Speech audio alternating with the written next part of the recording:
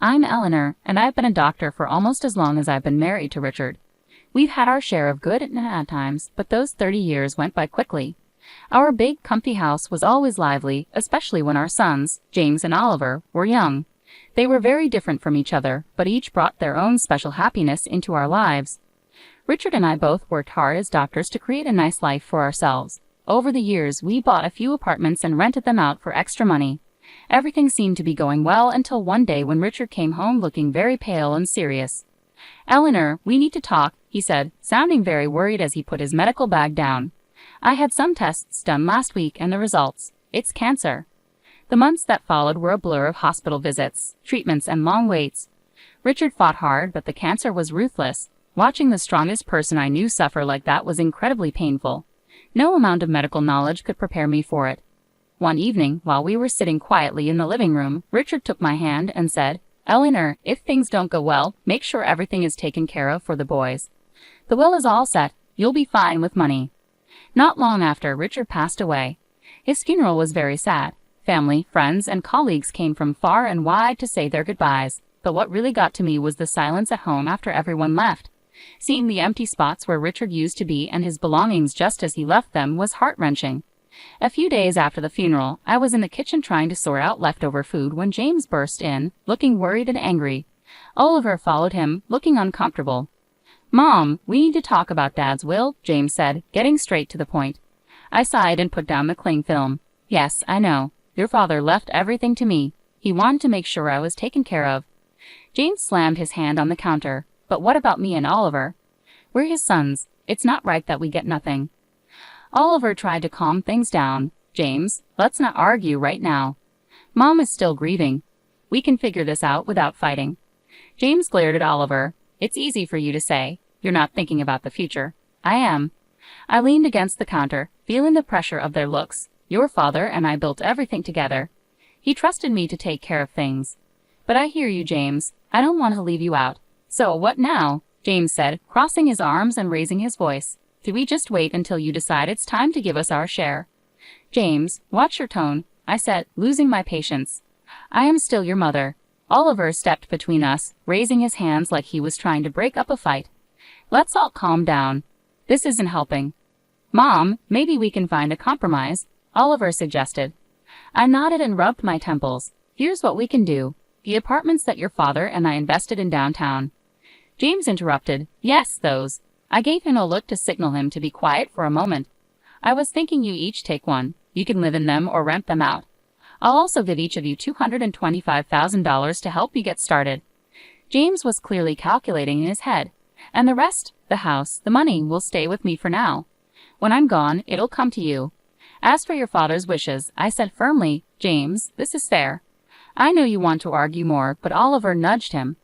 "Let's think about this. Mom isn't leaving us with nothing." James finally nodded, though he looked upset. "Fine, but I want this in writing. No more surprises." "Of course," I agreed. "We'll get everything documented properly." As they left the kitchen, I heard Oliver whispering to James, "Give Mom a break. She's doing her best." James muttered something I couldn't hear and didn't really want to. As I washed the dishes, I wondered if Richard could see us and what he'd think. I hoped I was making the right decisions, but only time would tell. And time, as always, was unpredictable. On a sunny afternoon, which was a rare but pleasant change, James brought Isabella over to meet me for the first time. They hadn't been dating long, but James was clearly smitten. You could tell by how he was fussing over her, which was unlike him. When they walked in, Isabella immediately had an air of confidence, almost like she owned the place. Dressed up in fancy clothes, she strolled into the living room with hardly a greeting, her eyes taking in everything. "Nice place you got here," she said, flipping her hair back and sitting down without waiting for an invitation. James was beside her, grinning like he'd won the lottery. I tried to be a good host and forced a smile. "Thank you, Isabella. Would you like anything to drink? Coffee? Tea?" "Coffee sounds lovely," she replied, then turned to James. "Make sure it's black, no sugar." James nodded and went to the kitchen, leaving me alone with her. I felt like a guest in my own living room. The silence was uncomfortable until she broke it. "So James tells me you're pretty well off," she said, looking at the decor. "I'm used to a certain standard, you know. My parents made sure of that." "That's good to hear," I replied, not sure what else to say. James came back with the coffee and handed Isabella her cup. She took a sip and made a face. It's all right. Anyway, we've been talking about our future and planning ahead. That's wise, I said, looking at James, hoping he'd give me a hint about where this conversation was going. Isabella put her cup down. Speaking of planning, we're thinking about the wedding. I want something special, as James has probably told you. I found this place that would be perfect for the rehearsal dinner, but it's a bit expensive, about $30,000. I nearly choked on my coffee. $30,000 just for the rehearsal dinner. James quickly jumped in. Mom, it's important to Bella. We want to start things off right. I set my cup down, feeling frustrated. That's a lot of money for just a dinner, Isabella. We need to be more reasonable. Isabella's expression turned cold. Reasonable? James says you have the means. I don't see why we should compromise on something this important. James nodded along, but I could tell he was uncomfortable. He knew this request was excessive. I'm all for celebrating, I said, trying to stay calm, but $30,000 for a rehearsal dinner is way too much. I can't justify that. Isabella stood up, her chair scraping loudly. I'm not used to lowering my standards, Eleanor. I made it clear to James that I expect a certain lifestyle. James tried to mediate. Mom, maybe we can find a compromise. There's no compromise on $30,000 for a dinner, James. That's final. I snapped, losing my patience. Isabella grabbed her purse and glared at me. Fine. If that's how it's going to be, then maybe we need to rethink some things. They left shortly after, and I was left feeling shaken by the encounter. The nerve of Isabella to come into my home, drink my coffee, and dictate how I should spend my money. It felt like a slap in the face and a wake-up call I wasn't prepared for. While I was at the grocery store, James and Isabella decided to drop by again. When I got home, Oliver was awkwardly trying to keep them entertained in the living room. The tension was palpable, the kind that makes you want to turn around and leave, but it was my house, so I braced myself and walked in. Isabella, as flashy as ever, handed me a list as soon as I set down my grocery bags. Eleanor, we thought a lot about the wedding gifts, and here's what we've decided. I hope this will make things easier for you. I glanced at the list she gave me. It was surprisingly sensible: kitchen appliances, some nice china, and even a couple of pieces of furniture. This seems quite reasonable, I said, feeling a bit of relief. I think these are wonderful choices. James looked at Isabella with hope in his eyes. Just as I was about to talk about where we could buy the items on the first list, Isabella's expression suddenly changed. She gasped. Oh no, this isn't right. Give that back. She snatched the list from my hands and pulled out another piece of paper from her purse. Here's the real list. The new list was shocking. It included an apartment, a luxury car, an exclusive vacation, and even diamond jewelry. I couldn't believe my eyes. Is this some kind of joke? Isabella remained unfazed. No joke, Eleanor. These are the gifts we expect. Only the best for our wedding. I looked at her, then at James, hoping he would speak up or show that he didn't agree with this craziness. But he just stood there, looking torn but silent. I couldn't hold back. James, why are you letting her do this? You know this is unreasonable. Isabella interrupted, her voice rising. This doesn't concern you, Eleanor. You just need to pay up and stay quiet. That's when Oliver stood up, his face serious. That's enough, Isabella. You're not going to talk to our mom like that. This is her house, and you're way out of line. You need to leave now. The tension in the room was thick as James and Isabella gathered their things. Isabella muttered angrily, This is ridiculous. We'll remember this. Then they left, slamming the door behind them. I sat down, feeling the weight of everything pressing down on me. Oliver sat beside me and put an arm around my shoulders. We'll figure this out, Mom, but you can't let them bully you into giving more than you can or should. It's not right. He was right, of course, but as I sat there with my son, I worried about James. How had things gotten so out of hand? How could he not see what this was doing to our family? The silence that followed was filled with unspoken worries and fears about the future. I knew this wasn't over. Things were only going to get tougher from here. In the weeks that followed, James called constantly, each call more demanding than the last. His tone was desperate, almost frantic. Mom, you don't understand. I can't look poor next to Bella's family, he'd argue, his voice breaking with stress. You have the money. Why can't you just help me out? I sat at the kitchen table, phone pressed to my ear, feeling a tight knot in my stomach. James, it's not just about the money. It's about living within your means. Bella's expectations are unrealistic. You can't sustain that without going into serious debt. He'd scoff, frustration clearly boiling over. What do you know about it? I'm not going to live like I need more from the inheritance now. The offer stands, I said, trying to stay firm. James, I've agreed to cover half the wedding costs, up to $115,000, and give a $5,000 gift. That's more than generous. Everything has to be agreed upon with me, though. No more surprises." There was a pause, then he laughed sharply. "That's nothing. You're just being stingy. You have a million sitting there. Why are you holding out on me?" "Because it's not just about the money," I replied, my patience wearing thin. "It's about not supporting a fantasy that will ruin you." He yelled so loudly that I had to pull the phone away from my ear. "I don't need this. I'll handle it my way. Forget you." And with that, the call ended abruptly. Months went by in silence. I tried to keep busy with daily routines, pushing thoughts of James to the back of my mind, but the calm didn't last long. One afternoon, the phone rang, and it was my sister-in-law, Anita. "Eleanor, I thought you should know," Anita said cautiously. "James is flying all the wedding guests to Hawaii. He sold his apartment to pay for it, and he expects you to make your own way there. He mentioned you weren't interested in helping." I hung up, feeling a mix of anger and sadness. How could he be so reckless? Before I could process it all, Oliver came into the room with a serious look on his face. "Mom, there's something you need to hear." I recorded their conversation when they were here. He handed me an audio recorder. I pressed play, and the voices of James and Isabella filled the kitchen. "James, your mom is just a nasty old woman with a fat wallet. We need to squeeze as much as we can out of her and then cut her off." James's voice came through chillingly clear. "Whatever it takes, Bella. I'm not going to let her control us. If it comes down to it, I'll kick her out in her underwear." I turned off the recorder, my hands shaking. Hearing my own son speak about me like that was unbearable. The room seemed to spin as I tried to grasp the full weight of his betrayal. Deciding to fly to Hawaii wasn't easy, but Oliver and I were determined to face whatever lay ahead. When we landed and approached the venue, I was overwhelmed by its extravagance. Flowers were everywhere, lights twinkled like stars across the evening sky, and music floated in the air. As we entered the gathering, I saw James and Isabella mingling with guests, looking like a picture-perfect couple with their smiles and laughter. It hurt to see my son so lost in this artificial world. Before I could move closer, Isabella spotted us. Her smile vanished, replaced by a scowl. She marched over, her high heels clicking sharply against the stone pathway. "You shouldn't be here," she hissed, stopping just inches from me. Her voice was loud enough to attract attention. "This is my day, and you're not welcome."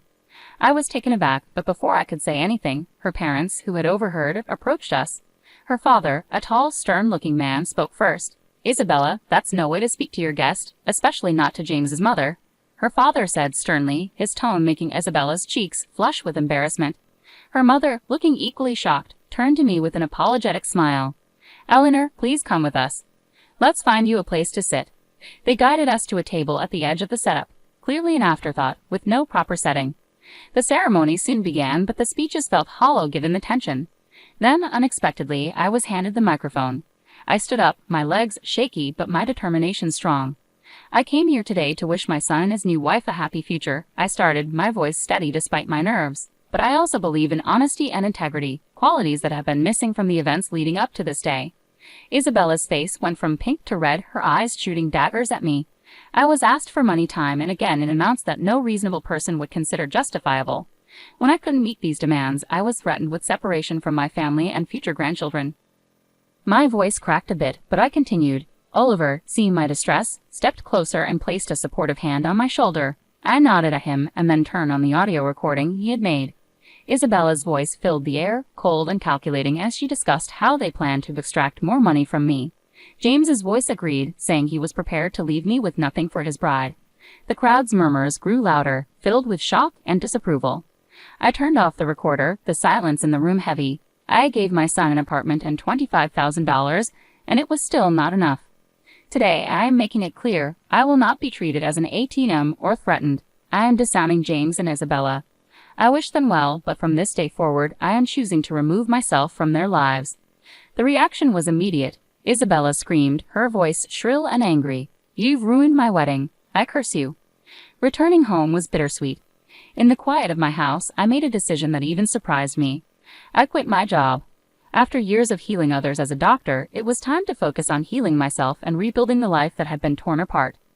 Oliver, bless his heart, had just graduated from art college and was brimming with ideas and ambition. With the $25,000 I had given him, he opened his own tattoo parlor. It wasn't just any shop. It quickly became a place where art and skin met in stunning displays. Oliver poured his heart into his work, and it paid off. He began entering tattoo contests, and soon his name was well known locally. Before long, he was opening more locations, creating a network of salons that became a hotspot for tattoo enthusiasts. I'd watch him sketch late into the night, his dedication a stark contrast to the chaos his brother had created. "You're doing amazing, Ollie," I'd say, feeling proud. During these calmer months, James reappeared one afternoon. He showed up at the door, looking tired and defeated, so different from the ambitious man he used to be. "Mom, I need to talk," he said, sitting down without waiting for an invitation. His voice was weary, a far cry from the demanding tone I was used to. I sighed and motioned for him to continue. "What is it, James?" "It's Bella. She's driving me insane. Nothing's ever enough. I got a second job, but it's still not enough for her." His voice was desperate, but it didn't erase the past. "James, I warned you. I told you living like that with someone like her wouldn't be sustainable." He rubbed his face, clearly frustrated. I know you warned me, but I thought—" His voice trailed off, replaced by a deep sense of hopelessness. "Thought what?"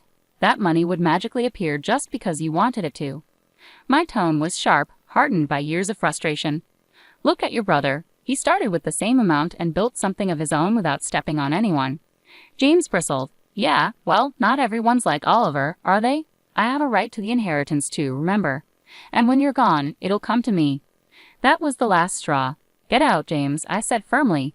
"And don't come back, not this time. You chose your path." His jaw tightened, and for a moment I thought he might argue further. But instead he turned and walked out, slamming the door behind him. In the quiet that followed, Oliver came downstairs, having overheard the end of our conversation. "Are you okay, Mom?" he asked softly. I nodded, wrapping my arms around Oliver. "I'm okay now, thanks to you. Let's focus on the good we can create and the life we can build together." He hugged me back, his presence a comforting reminder that not all was lost. In that moment, I felt that despite the hard patches, the journey was still worthwhile. We had each other, and that was enough to keep moving forward. Once the storm with James had passed, our home settled into a peace I hadn't felt in years. During this calm period, Oliver introduced someone special, Sarah. She was everything Isabella wasn't: kind, humble, and genuinely caring. As the weeks turned into months, their relationship deepened, and they soon announced their engagement. Unlike James's extravagant wedding, their ceremony was a simple, heartfelt event in our backyard. With flowers from the garden, homemade decorations, and a small group of close friends and family, the day was perfect. During the reception, I pulled Oliver aside. "You've chosen a wonderful woman," I said, my voice choked with emotion. He squeezed my hand and smiled. "I learned from the best," he replied, giving me a knowing look. Life moved quickly after that. They sold the apartment I had given Oliver, adding some of their savings to buy a small, cozy house just a few miles away.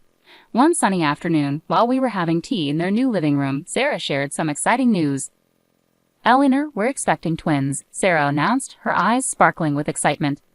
I nearly dropped my cup, overwhelmed with joy. "Twins? Oh my goodness, that's wonderful." Oliver beamed, his pride clear. "We wanted you to be the first to know. We're really happy, Mom." "Twins," I repeated, letting the words sink in. "Grandchildren." It was a new chapter I was eager to embrace.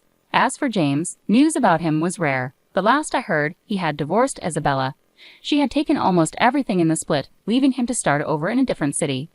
Despite the pain he had caused, it hurt to know he was out there struggling because of his choices.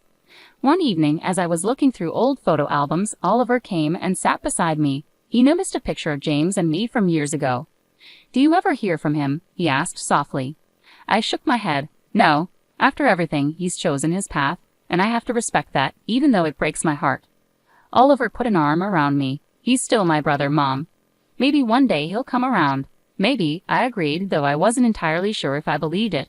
But for now, we had plenty to look forward to, especially with those twins on the way. Oliver chuckled. "Yeah, you're about to be the busiest grandma in town." We both laughed, the sound filling the room with warmth. Despite the past, the mistakes and hard patches, this moment with Oliver felt like everything was exactly as it should be. Life was moving on, and so were we, with new hopes and dreams just on the horizon.